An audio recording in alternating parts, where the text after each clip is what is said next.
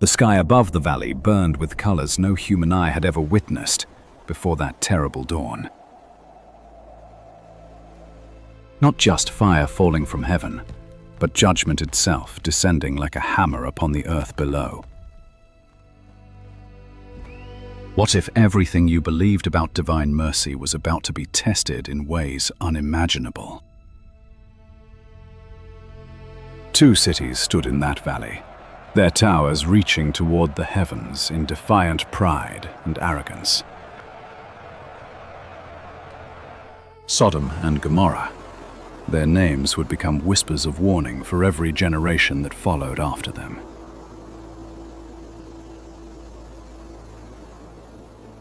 Inside those walls, darkness had taken root so deep that even children no longer remembered what goodness meant.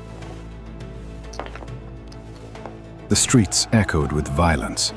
Cruelty had become entertainment, and compassion was mocked as weakness by everyone. Have you ever wondered what it takes for God Himself to say that enough is finally enough? Abraham stood on a distant hillside, his weathered hands trembling as he gazed toward the valley below in dread. He had bargained with God the night before, his voice breaking as he pleaded for mercy upon mercy. 50 righteous people, he had asked. Would that be enough to spare the cities from complete destruction? The answer came like a gentle rain. Yes, for 50, the cities would be spared from the coming fire. Then 45, then 40, then 30. The numbers falling like autumn leaves from a dying tree in winter. 20 righteous souls. Then 10. Abraham's voice growing smaller with each desperate plea for compassion and grace. For 10 righteous people, God promised, the cities would stand, and judgment would pass them by like a storm. But in all of Sodom and Gomorrah, not even 10 could be found who walked in righteousness and truth.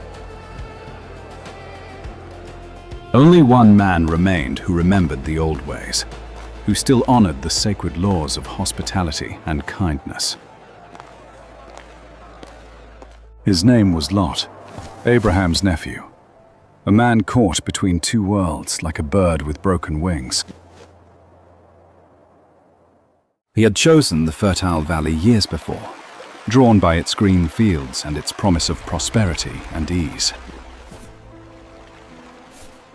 But prosperity had come with a price his soul could barely afford to pay any longer in that place.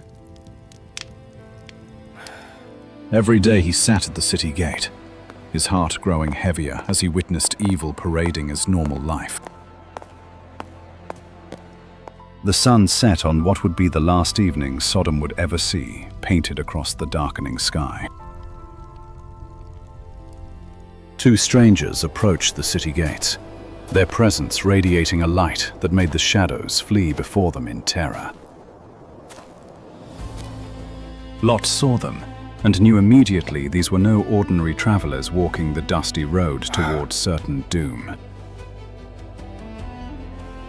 He rushed forward, bowing low, and begged them to accept shelter in his home for the coming night ahead.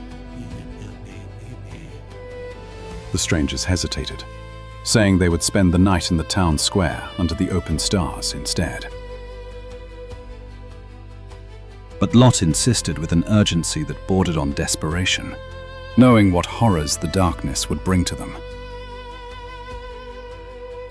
Finally, they agreed, and Lot led them through narrow streets where eyes watched from every shadowed doorway with hunger. He prepared a meal with his own trembling hands, bread baked without yeast, simple food offered with pure intention. Before the night could settle into peaceful rest, a sound rose outside like thunder gathering for a violent storm. The men of the city, young and old, surrounded Lot's house with torches blazing and voices screaming for violence. They demanded the strangers be brought out, their intentions so vile that even the stones seemed to weep in horror. Lot stepped outside, closing the door behind him, his body a fragile shield between innocence and unspeakable evil within. He pleaded with them, offered everything he had, but their hearts had turned to stone long ago and would not soften. What would you have done, standing alone against a mob whose humanity had been stripped away like old paint? The strangers reached through the doorway and pulled Lot back inside, with strength that defied all natural human limits. Then the angels revealed themselves, their voices cutting through the chaos like swords of pure light and terrible truth. "You must leave this place immediately," they commanded, "for we have come to destroy it at the break of dawn." Lot ran through the streets to warn his sons-in-law, his words tumbling out in desperate gasps of urgent breath. But they could not imagine judgment coming, for evil had become so normal. They no longer recognized it as evil at all. As the first light touched the eastern mountains, the angels seized Lot's hand with a grip like iron forged in heaven. They dragged him and his family through the gates, their feet barely touching the ground as they fled for their lives. "Run to the mountains," the angels commanded, "and do not look back at what you are leaving behind forever. Do not stop. Do not turn around, for mercy has an expiration date, and judgment will not wait for hesitation." Lot's wife ran beside him, her breath coming in ragged gasps, her mind torn between future and past in terrible conflict. Behind them, the sky began to crack open like an egg, and something ancient and terrible began to pour through the breach. Fire and brimstone fell from heaven, not as rain falls, but as if the very stars were crashing to earth in fury.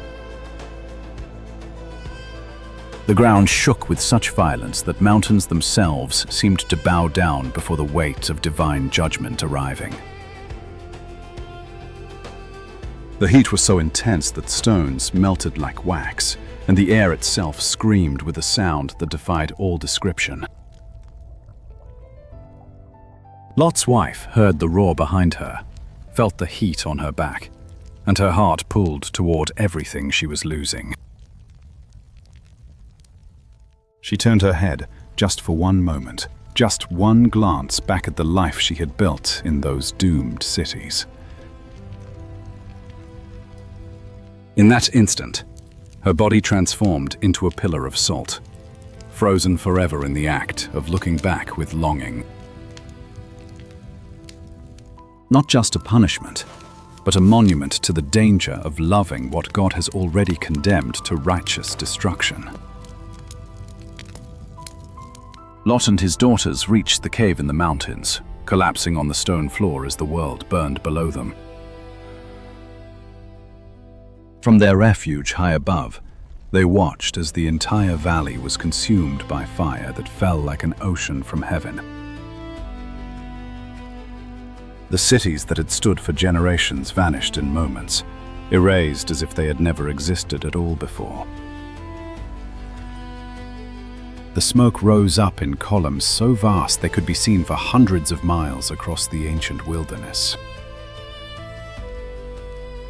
Abraham stood on his distant hill and saw that smoke ascending, and he knew that not even 10 righteous had been found. His tears fell like rain upon the dry ground, mourning for the lost and for the terrible necessity of what had occurred. The fertile valley, once green as Eden itself, became a wasteland of salt and ash, where nothing would ever grow again. The Dead Sea would mark the spot for all of history, its waters so heavy with salt that no life could survive within them. Archaeologists today still find evidence of that catastrophic destruction. Layers of ash and sulfur buried in the ancient earth beneath their feet. Some point to meteor strikes, others to volcanic activity, but none can fully explain the totality of what happened that day. What if the story is not about God's anger, but about the inevitable consequence of evil left unchecked and unrepentant? Lot sat in his cave and wept, not for his possessions lost, but for his wife, who could not let go of the past. He had escaped with his life, but the cost of living in Sodom had marked his soul with scars that would never fully heal. His daughters, traumatized and confused, believed the entire world had ended in fire and they alone had survived the apocalypse. In their desperation and fear, they made choices that would haunt their descendants for generations yet to come after them. The story does not end cleanly, does not wrap up with simple lessons, but leaves us with uncomfortable questions instead. How long had Lot known the cities were corrupt? Yet he stayed there because the land was good and profitable. How many times had he witnessed evil and said nothing, done nothing, convinced himself it was not his place to judge? When do we become complicit in the darkness around us, simply by our silence and our unwillingness to stand apart? The angels had to physically drag him from the city, even when he knew judgment was coming with the morning light. But in the midst of destruction, there was also mercy, a hand reaching down to pull the righteous from the flames of judgment. God remembered Abraham's prayer, remembered his intercession, and saved Lot because of that faithful man's pleading voice in the night. The fire that fell was not random chaos, but surgical precision, destroying what was corrupt while preserving what was redeemable still. Even in judgment, even in the terrible necessity of destruction, mercy was woven through like golden thread through dark fabric. The story asks us to examine our own cities, our own hearts, our own compromises with evil we have learned to tolerate. What towers of pride have we built in our own lives, reaching toward heaven while our foundations rot in darkness below? Where have we chosen comfort over righteousness, prosperity over principle, fitting in over standing apart for what is true and good? The pillar of salt stands as a warning, not just about looking back, but about the danger of divided hearts and split loyalties. We cannot walk toward redemption while our hearts remain chained to what God has called us to leave behind forever and completely. The mountains represent the hard climb of righteousness, the difficult path that leads away from the easy valley of compromise and sin. Lot's story is not one of heroic faith, but of reluctant obedience, of being saved almost in spite of himself and his hesitation.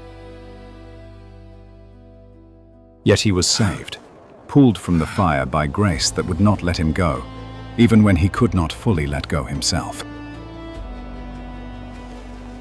The smoke that rose from Sodom became a pillar of warning visible for miles, a testimony to what happens when evil goes unchallenged.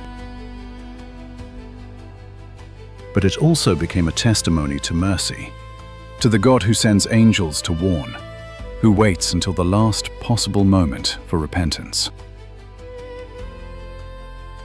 Today, the Dead Sea lies quiet under the desert sun, its heavy waters holding the memory of that ancient judgment in silence. Travelers stand on its shores and taste the salt on their lips, and some remember the woman who could not let go. The story echoes through the centuries, appearing in the words of prophets and the teachings of Jesus himself as a solemn warning. "Remember Lot's wife," he said, those 3 words carrying the weight of an entire tragedy in their simple, direct command to learn. What are you holding on to today that God is asking you to release before it transforms you into something frozen and lifeless? What cities in your own life need to be left behind? What compromises need to end? What evil needs to be called by its name? The fire that fell was terrible, but the mercy that preceded it was even more remarkable in its patient, persistent grace and love.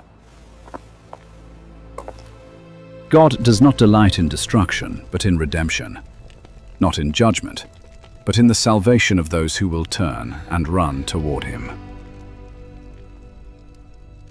The story of Sodom and Gomorrah is ultimately about the choice we all face between comfort and righteousness, between fitting in and standing apart. It reminds us that judgment is real, that evil has consequences, but that mercy always comes first, calling us to higher ground before the fire falls. And in the end, the question remains burning in our hearts like embers. Will we run toward the mountains when the angels come calling our names?